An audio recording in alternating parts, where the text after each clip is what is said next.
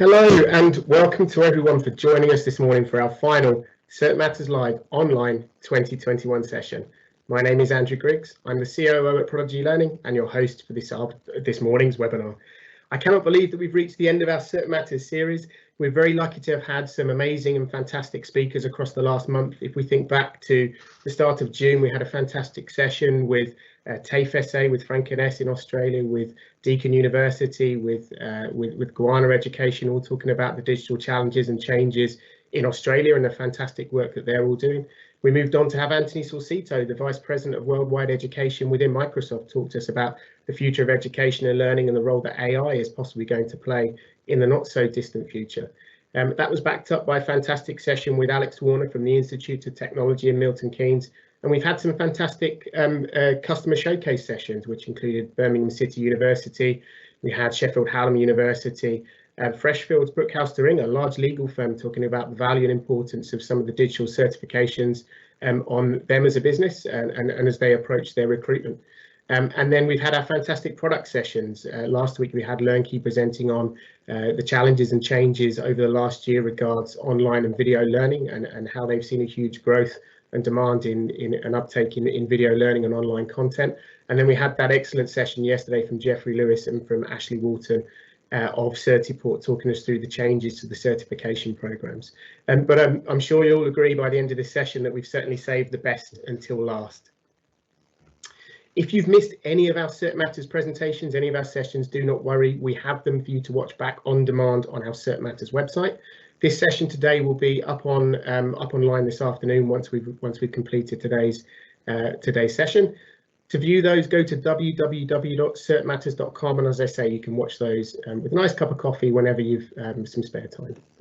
Today's presentation is our final keynote, and I'm delighted to be joined by Jude Cosgrove, CEO of the Educational Research Centre within the Department of Education in Ireland, and Graham Hudson, Special Advisor to Assessment Professionals and Board Member of the E-Assessment Association, who are both going to discuss and take us through the impact and future of digital assessment. You're all probably wondering why we are talking about assessment today in Cert Matters, but certification is assessment. It's all about proof to the learner, proof to the employer, proof to the educator, and certification itself is a form of assessment that gives us a proof point. As we grow as a business within the assessment space, we want to really explore today how technology can play a part in the future of assessment and what changes we might see to formative, summative, pre-course benchmarking, post-assessment, etc. I'm particularly looking forward to today's session, as 2 weeks ago, Prodigy Learning were awarded the Best Formative Assessment Product at the International E-Assessment Association Gala Awards ceremony. Prodigy Learning secured this award with its revolutionary Coding in Minecraft computer science credential product. This innovative SaaS product leverages the power of Minecraft and Prodigy Learning's Skillify online assessment platform to engage young and diverse learners ages 7 to 16 to develop and improve their coding skills. Before I hand over to Jude and Graham, a last housekeeping point. If you are on Twitter or LinkedIn, then do join in the conversation.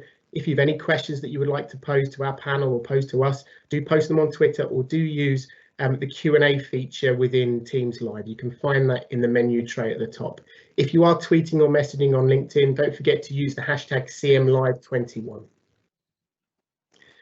And without further ado, I would like to hand over to our first speaker, to Graham Hudson, who is going to take us through reimagining the future of assessment. So Graham, welcome this morning. Thank you ever so much for joining us.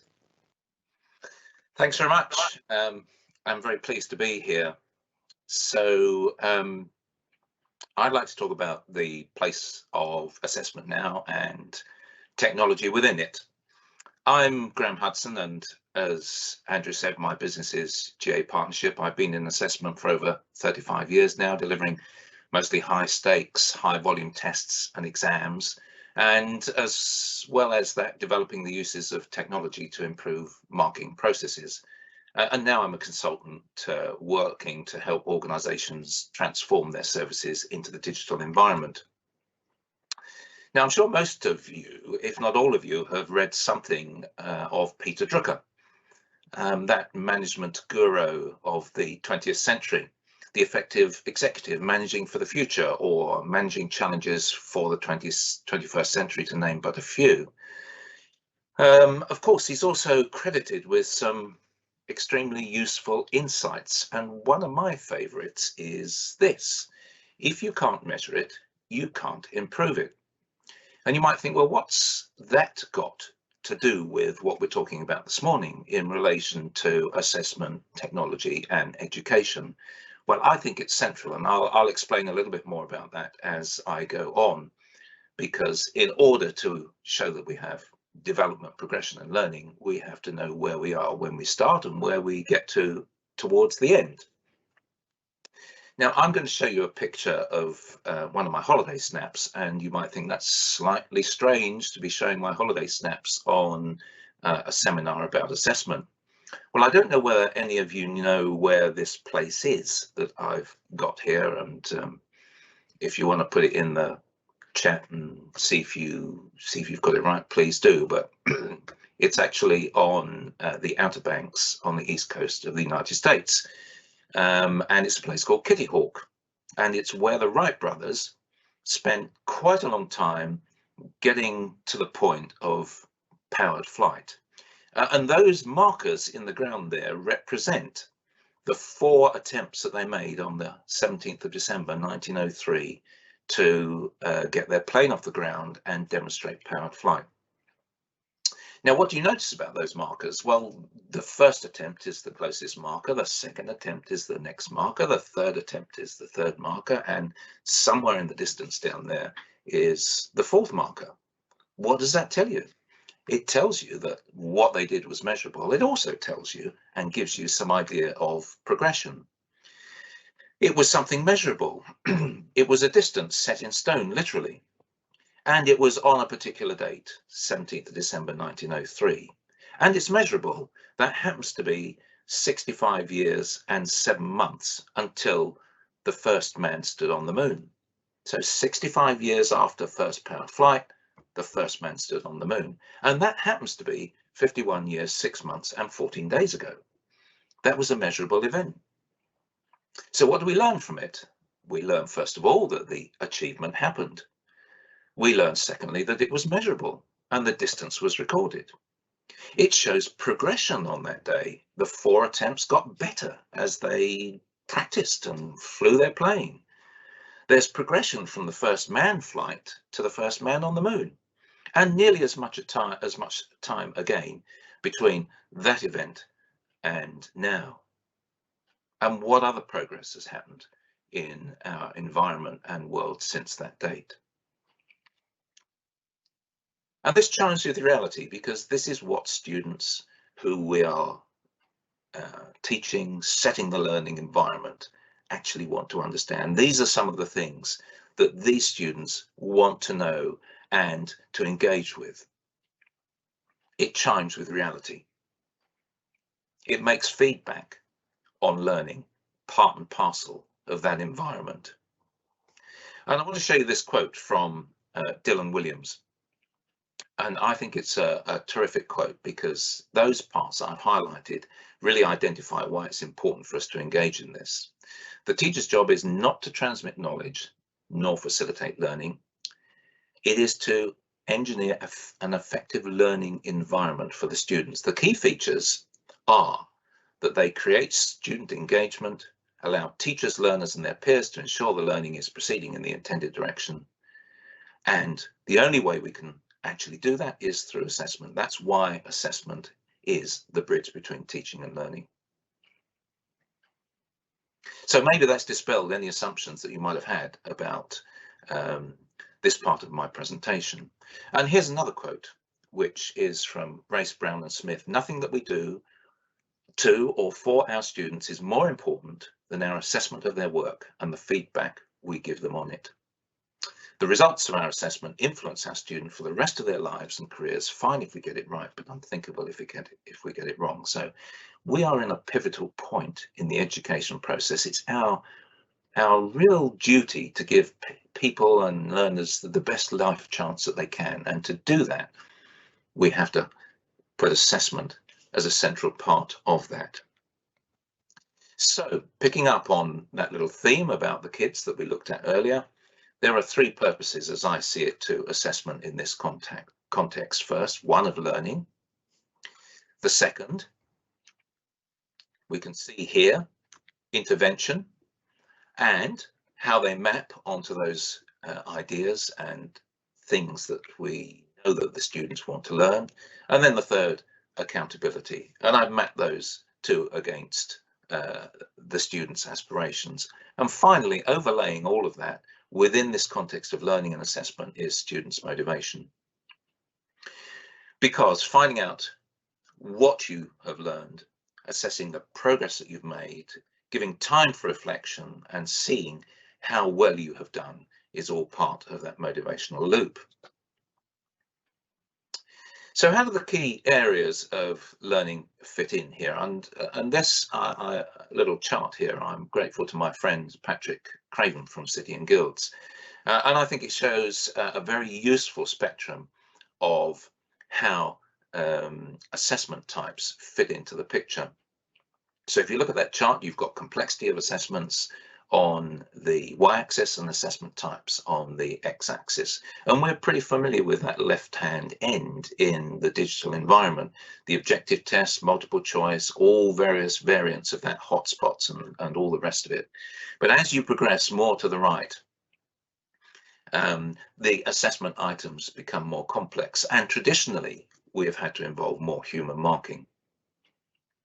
But when you move into that top right-hand corner of creative essays, technical factual essays, creative professional performance, this is where now some of the digital environment begins to kick in. That area of adaptive testing that we can use now, the use of artificial intelligence, comparative judgment engines, a mix of blended learning, providing through the technology that rapid feedback that traditionally we haven't been able to have, and simulations and virtual reality. And finally, on this sort of technical bit, if you like, that well-known triangle of reliability, validity and viability, how we balance those things in the assessment process, but overlaying on that the practicalities of how do we put that into place? How can we make that resilient and robust? How can we make it fit for purpose? And how can we fit that into the rigor and quality assurance things that we're all aiming for? And there's quite a useful little model that Dale Cornelius, who's a CIO of Maryland State Department of Education, put forward, and 5 tests that I quite like to use. So in our assessment view, we should be looking for authenticity, in teaching and learning, accessibility so that all students can participate, reliability, with increased accessibility, all students can access the content to ensure that their intended, the intended construct of the learning is being measured, the utility that we can actually provide the information and deliver the service in a timely and well-ordered fashion, and in particular that it's engaging.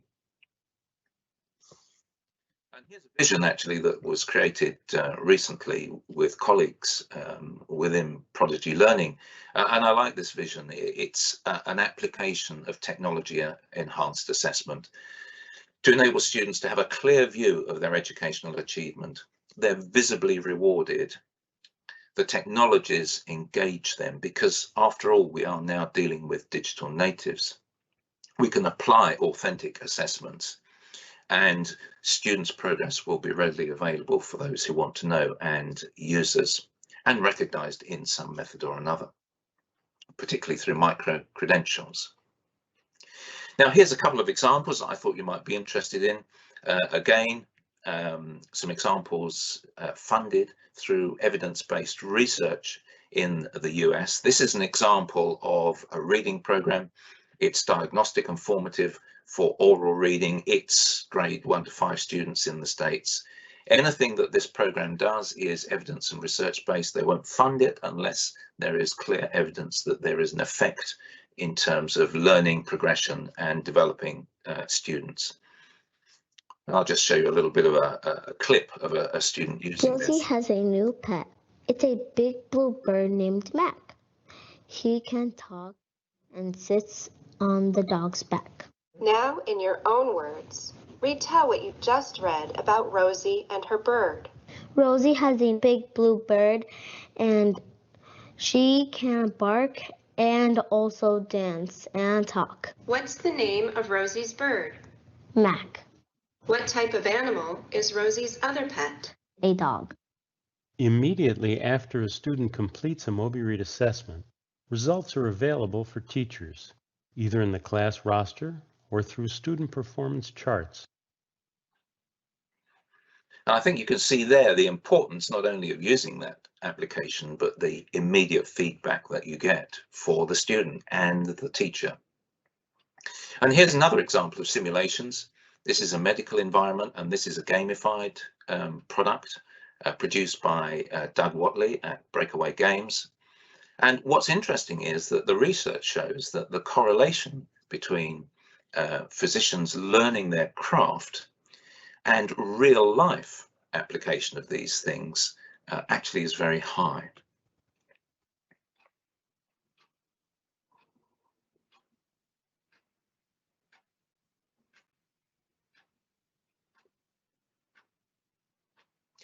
So just a couple of examples for you of where some of the digital technology is being employed.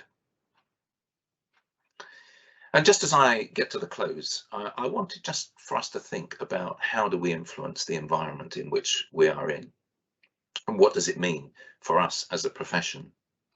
So here's a couple of pointers for you. I think we can only start within our own sphere of influence, but we shouldn't underestimate what effect we can have from that.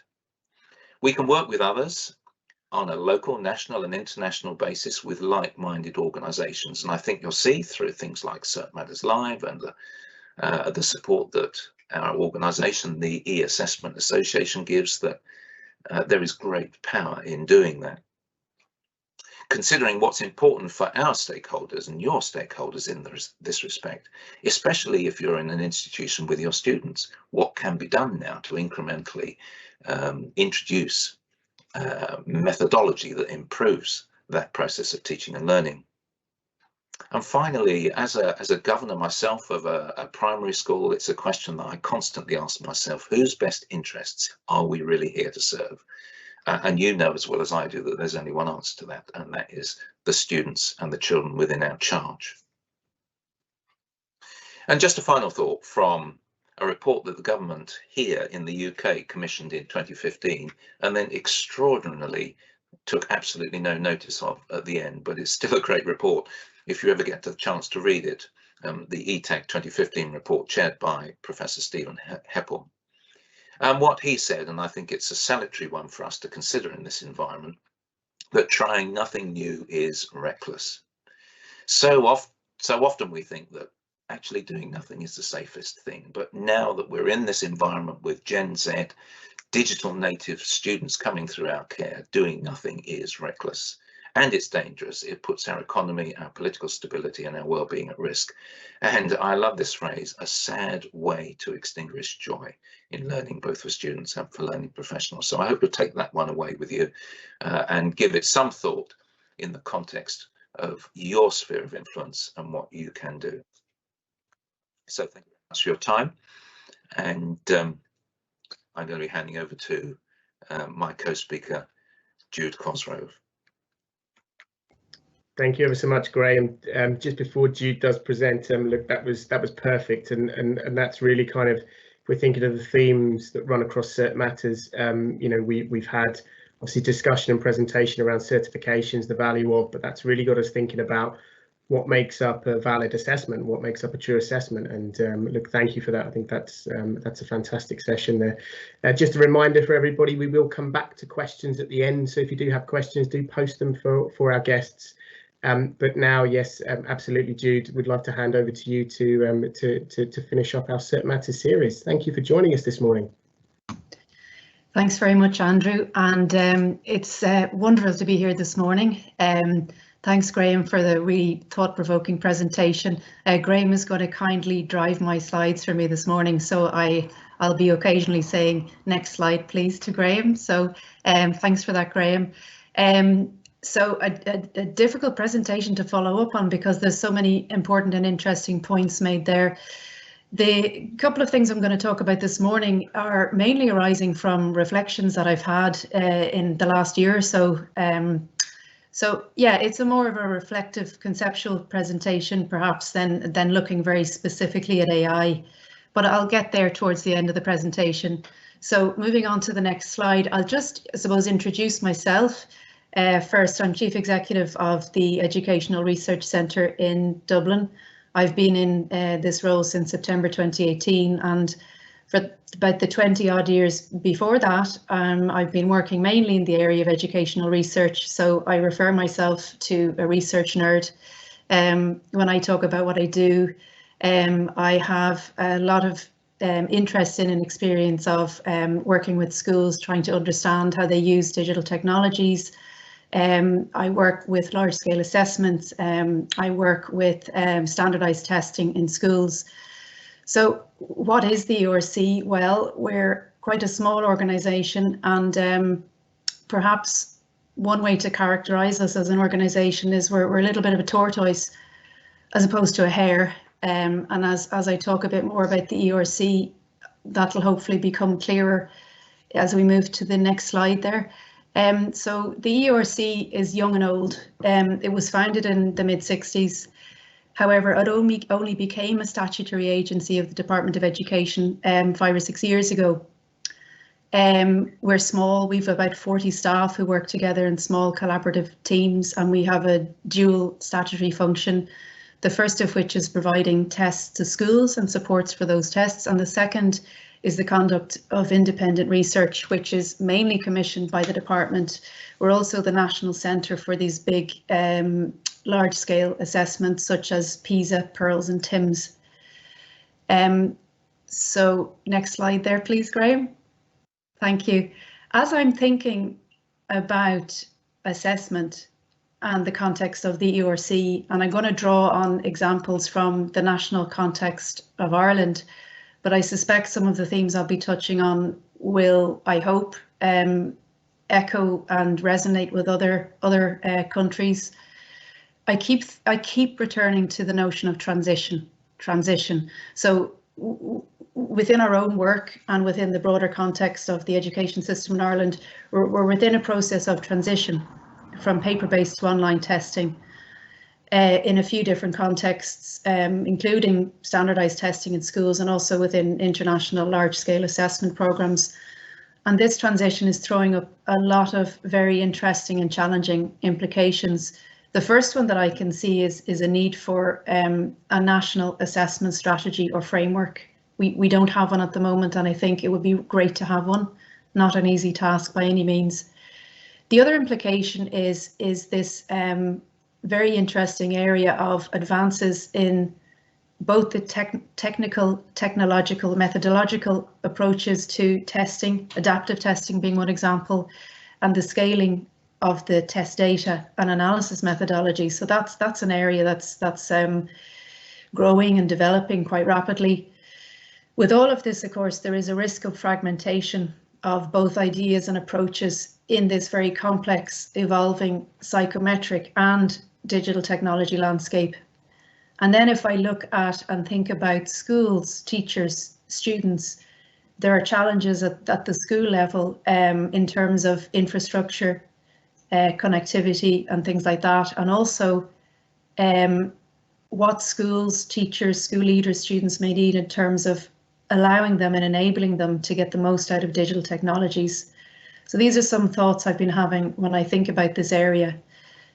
So I think it's maybe a very obvious point to make, but an important one nonetheless. I think these implications are very much augmented by a step change that has occurred in the use of digital technologies in education settings in response to the pandemic.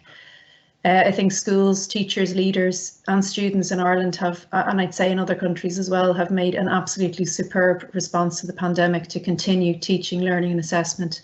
Also within Ireland in particular, there are three major strategy areas or initiatives that are also in transition. There are more, but I'll just mention these three. We have the National Literacy and Numeracy Strategy. That was a very large strategy in terms of its breadth and also in terms of its impact. That strategy is now being redeveloped, and it will now incorporate digital literacy Now that strategy is due to be published sometime next year. The second strategy it's important as well is the digital strategy for schools, and that's also being redeveloped and will be published sometime towards the end of this year.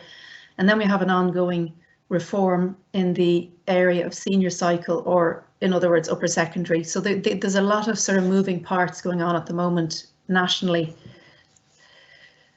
I'm going to think now about, okay, what are the challenges in terms of embedding digital technologies into teaching, learning, and perhaps most importantly, assessment, because I suppose that's why we're all here this morning, is to think in some way about assessment. I'll speak very briefly about some recent results that have come out of a longitudinal evaluation of the digital learning framework. So this framework was an important part, or is an important part, of the National Digital Strategy. It's a longitudinal study, so we get to look at how schools and the teachers and students in the schools are changing over time as the DLF, or digital learning framework, is implemented. So there's some really encouraging signs. There are positive attitudes. Teachers, school leaders are very supportive of using digital technologies, and they're highly engaged in professional development to support their use of digital technologies. And their management and governance of this area is very good as well, because they tend to have policies and procedures in place to govern digital technologies in school. However, there are some challenges, and I suppose I like to try and always look for the positive in things. So I'm going to talk about these in terms of enablers, and then point out some of the challenges here. So we listened to what teachers and school leaders are saying and what they said in their survey questionnaires, and we reckon that in the Irish context anyhow, although this is backed up by international research as well, so there's nothing particularly new here, there's sort of 5 key enablers that are needed to be in place in order for digital technologies to be used for teaching, learning and assessment. And I really love that reference that Graham made to the idea of assessment being the bridge between teaching and learning. So the first enabler, some of these are very, maybe screamingly obvious. Adequate levels of infrastructure and connectivity is the first thing. In Ireland, and I suspect the same is the case in many other countries, we have a lot of small rural primary schools, and they struggle with infrastructure and connectivity. The second enabler is effective technical support and maintenance. At the moment, there is no national or regional plan to provide technical support and maintenance to schools. So that means that schools sort of do their own thing. There's a mixture of internal, external and mixed modes of technical support and maintenance. And I've highlighted that one there because I think that would need to be a priority of the next strategy. Another enabler is a consultative and collaborative approach in schools between leaders and teachers and among teachers. There also needs to be this notion of a digital champion within schools. Teachers themselves said that they found that really effective in moving, I suppose, the agenda of using digital technologies effectively, really important. And they also need professional development that is both sustained, not a once-off workshop, but sort of something that you go back to, and tailored to local need. There are other issues as well, which are, and this just points to the complexity of the whole area that schools have to manage.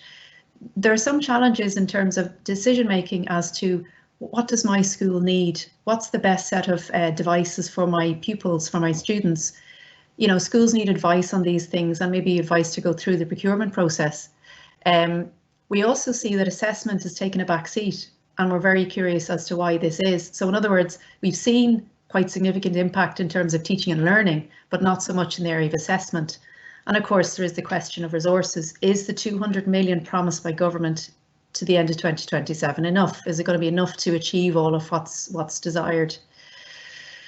So that's the first set of challenges. Now, the second set, I think, and the third one as well, relate more to how we think about assessment. I put a picture up here, which shows children taking a test. And if I didn't have room on this slide, but I could also have put a picture up showing children taking, or young adults taking the Leaving Cert in Ireland, and the pictures would look quite similar to one another. This picture is from 1940. So I just put that picture up to make the point that we still have this tendency in Ireland, at least, to think of the exams, and in particular the Leaving Certificate exam, which is the final exam taken by students, a bit like the A-levels in the UK.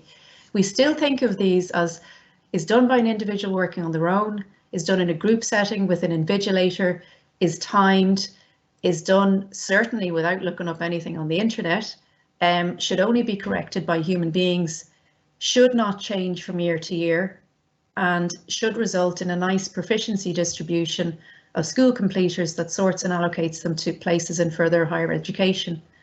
So really, I think our thinking is a little outdated here, and we need to look at it. The third challenge that I can see, and it's related to the second, is the absolutely ubiquitous influence of the Leaving Cert exams.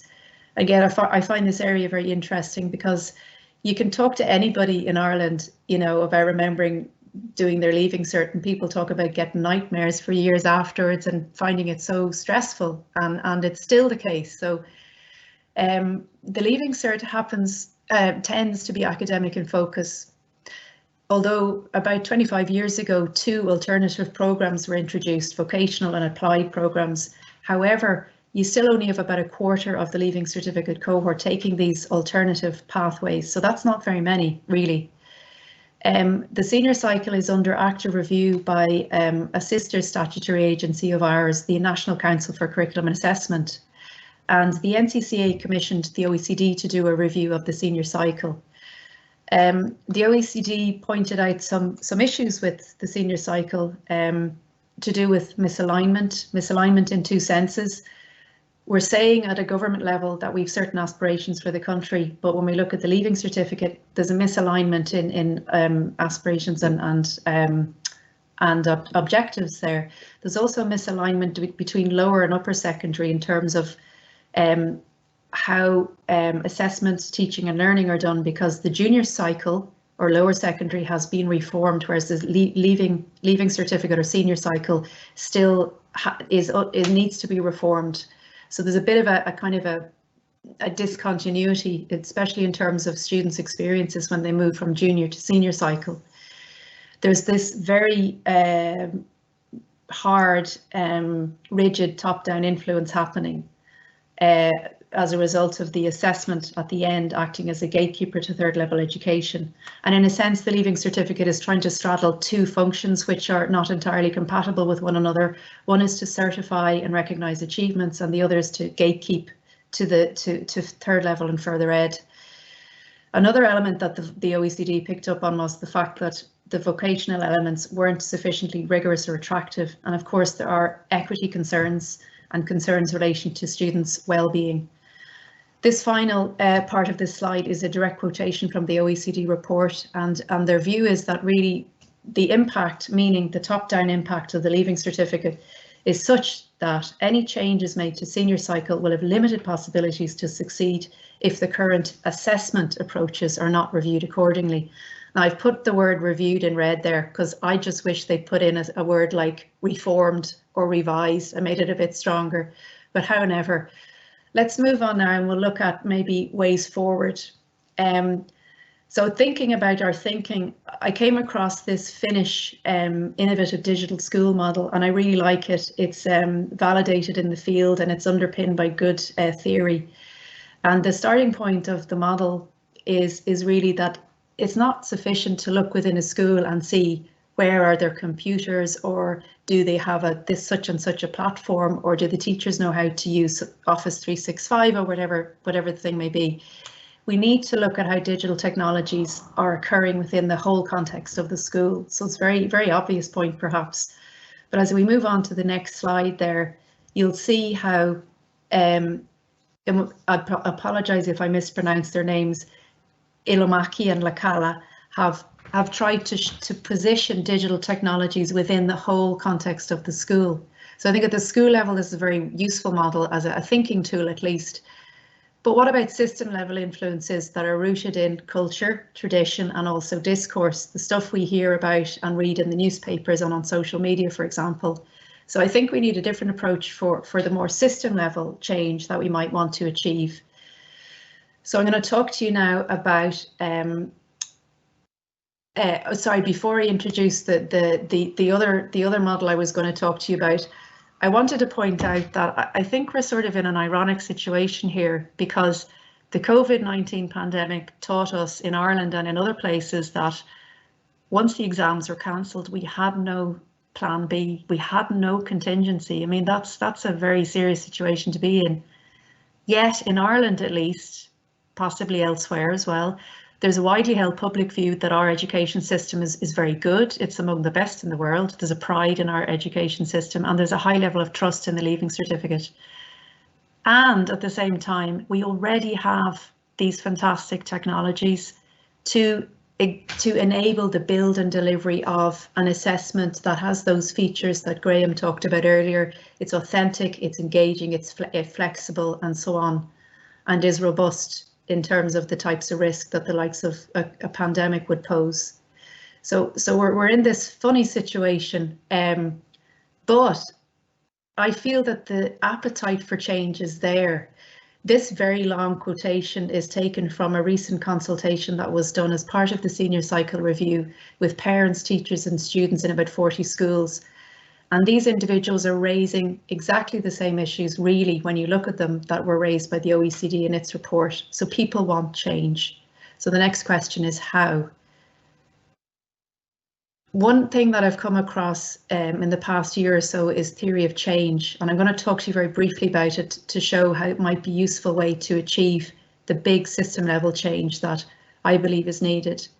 The premise of theory of change is that complex programs are difficult to evaluate and also implement because the assumptions that underpin them aren't articulated. So therefore, complex initiatives tend to be a bit unclear about how the change process will unfold. And the whole point of a theory of change is to fill in that missing middle. We'll go to the next slide, Graham. Thank you. So a theory of change in brief, and I'm conscious of the time here, it's an initiative's own story about how and why change occurs. What I really like about this theory is that it combines this structured approach of program theory, such as logic models, which some of you may be familiar with, and with reflective practice. So it's this nice combination that allows us to look at things in a new way. It's both a tool and a process, and it starts by looking first where we want to get to eventually and then working backwards from there.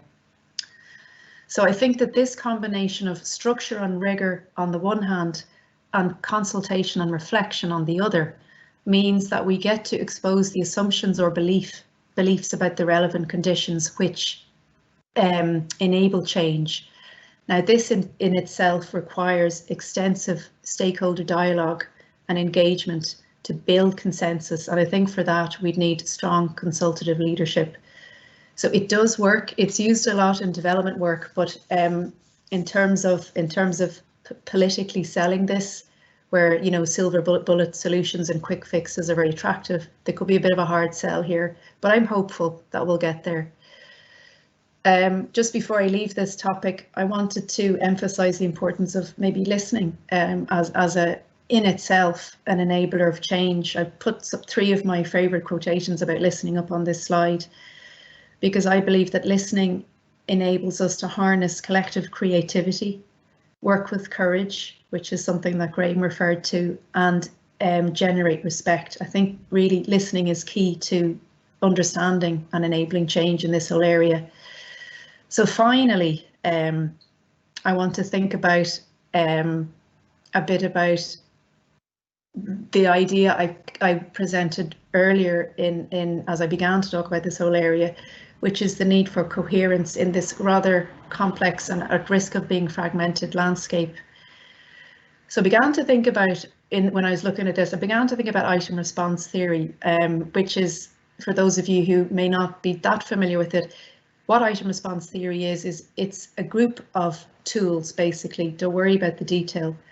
What item response theory does conceptually, which I think is important, is it allows us to describe the relationship between a student's proficiency and characteristics of the test items, so that we're able to say things like, a person with a score at such and such a proficiency level is likely to have the following set of competencies. So it's this relational link that I think is very helpful about item response theory.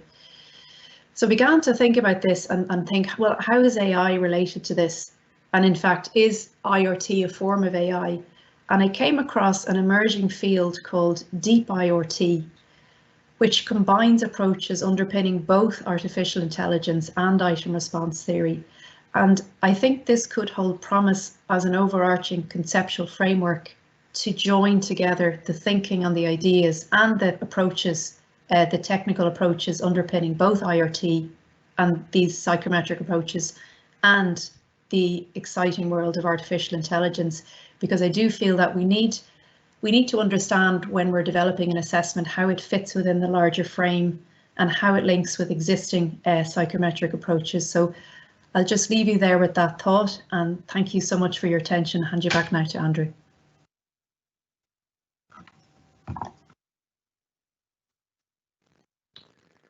Amazing, thank you, Jude. That was absolutely perfect and really brought together our Cert Matters series.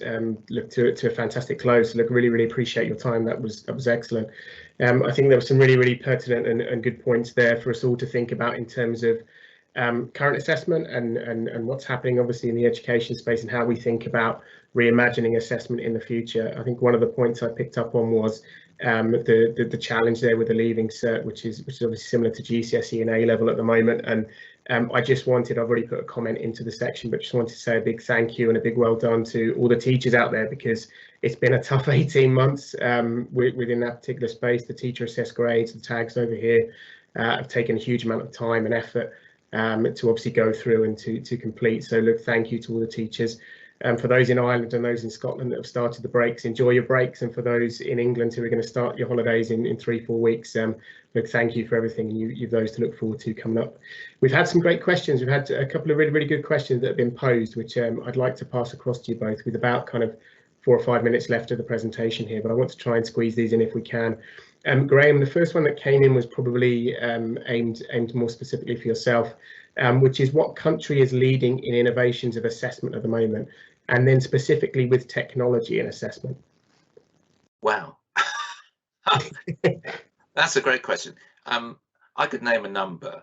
It depends what line you take. If you take Korea, for example, there's some really interesting AI-based software emerging from Korean companies. Predictive software that actually is along the lines of adaptive testing. In other words, getting to the point of recognizing competency and achievement faster than you would through national, a sort of structured test that we're all familiar with. Another example would be Egypt, where the program that the government's put in place there of giving all K-12, K-11, K-12 students tablets and assessing them online. This last year, something over 1 million pupils were assessed in that way, and I think 365 million marks captured as a result, and some other great stuff going on elsewhere. I mean, those are 2 places that immediately come to mind.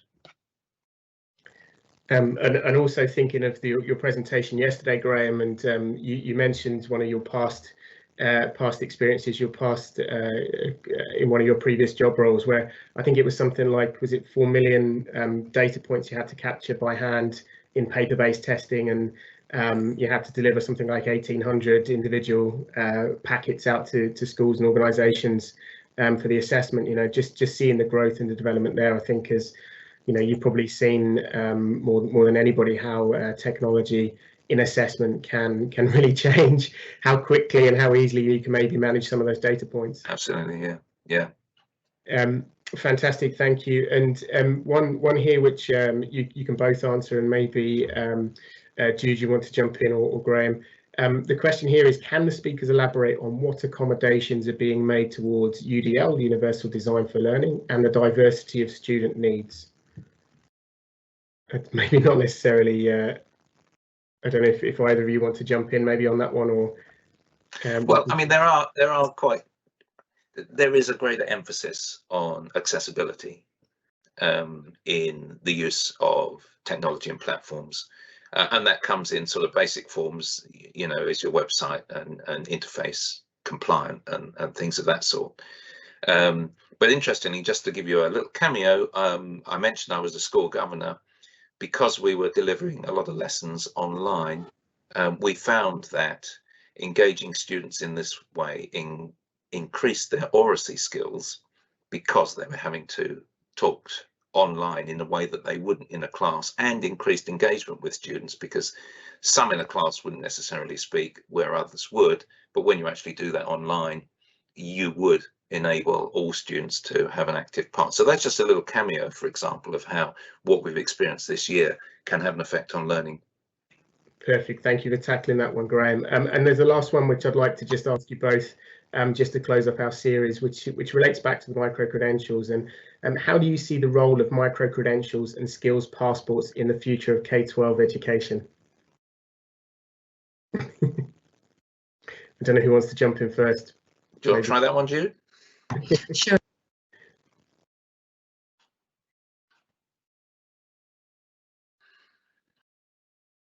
Well, I mean, if you're asking me, I think it's really essential, and I'd cite experience that I'm looking at in Wales as a person involved in education there, where the curriculum has been designed by teachers for delivery by teachers in a way that teachers can adapt and choose what they want to teach.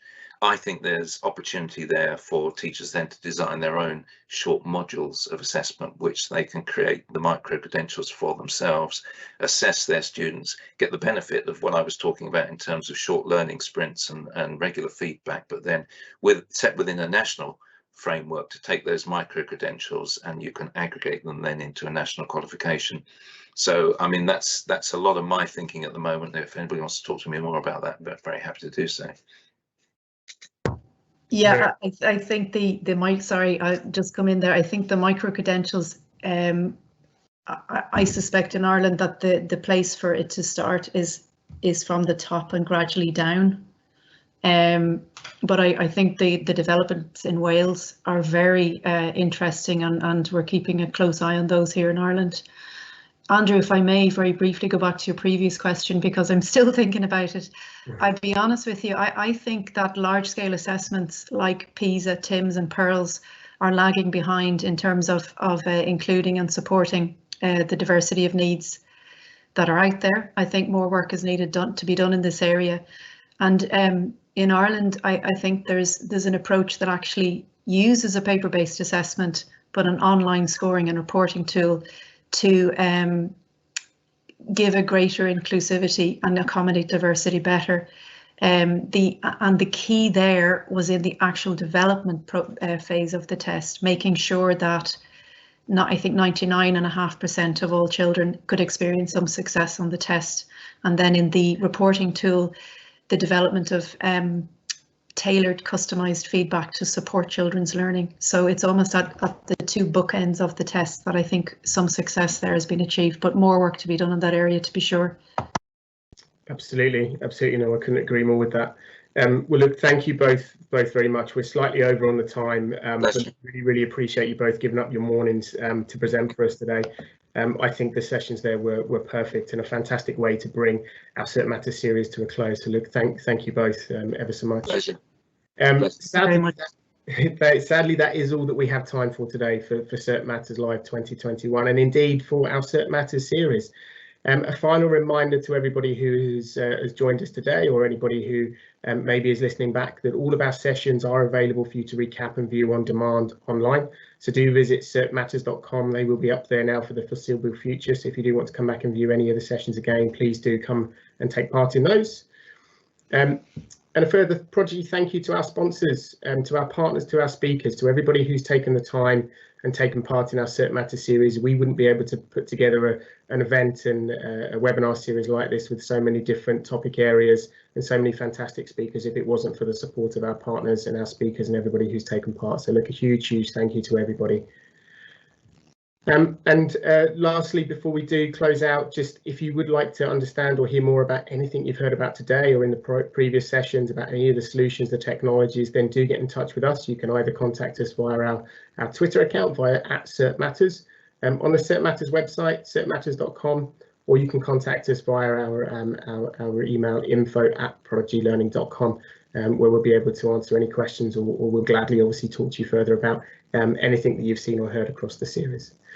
And for one last time, a big thank you to our speakers, to Jude and Graham. Thank you to all of the Prodigy Learning team in the background who have helped to produce this event and the previous events, and have obviously helped to piece together our Cert Matters series. And of course, a huge thank you to all of you who have taken part, not just in today, but in some of the other sessions and webinars that we've hosted. So a huge thank you to you for joining us this morning, and for taking part. We appreciate everybody obviously taking the time to hear from our guests. And thank you wherever you are, wherever you're watching from. Enjoy the rest of your mornings, your afternoons, or your evenings, and we'll see you next year.